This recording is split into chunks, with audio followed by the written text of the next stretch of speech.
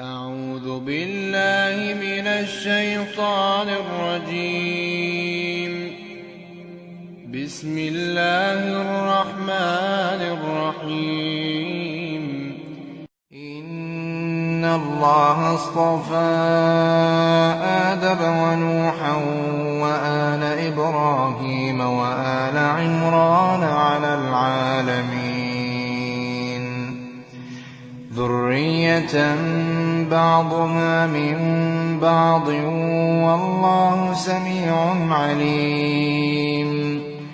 إذ قالت امرأة عمران رب إني نذرت لك ما في بطني محررا فتقبل مني إنك أنت السميع العليم. فلما وضعتها قالت رب إني وضعتها أنثى والله أعلم بما وضعت وليس الذكر كالأنثى وإني سميتها مريم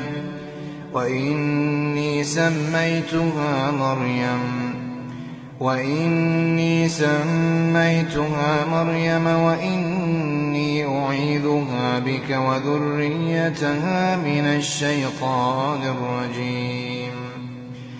فلما وضعتها قالت رب إني وضعتها أنثى والله أعلم بما وضعت وليس الذكر كالأنثى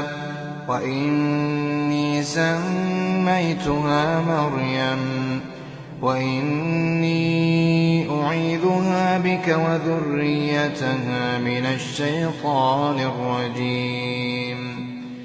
فتقبلها ربها بقبول حسن وأنبتها نباتا حسنا وكفلها زكريا. كلما دخل عليها زكريا المحراب وجد عندها رزقا قال يا مريم أنى لك هذا قالت هو من عند الله إن الله يرزق من يشاء بغير حساب. هنالك دعا زكريا ربه قال رب هب لي من لدنك ذرية طيبة إنك سميع الدعاء. فنادته الملائكة وهو قائم يصلي في المحراب أن الله يبشرك بيحيى مصدقا بكلمة من الله وسيدا وحصورا ونبيا من الصالحين. قال رب أنى يكون لي غلام وقد بلغني الكبر وامرأتي عاقر قال كذلك الله يفعل ما يشاء.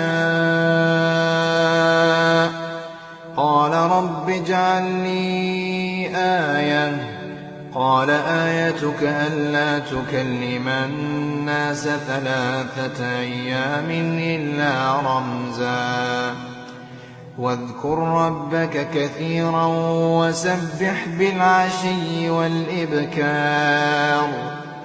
وإذ قالت الملائكة يا مريم إن الله اصطفاك وطهرك واصطفاك على نساء العالمين.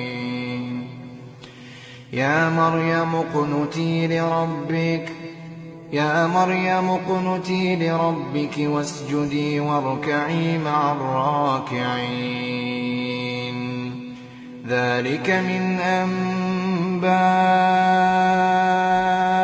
الغيب نوحيه إليك وما كنت لديهم إذ يلقون أقلامهم أيهم يكفل مريم وما كنت لديهم إذ يختصمون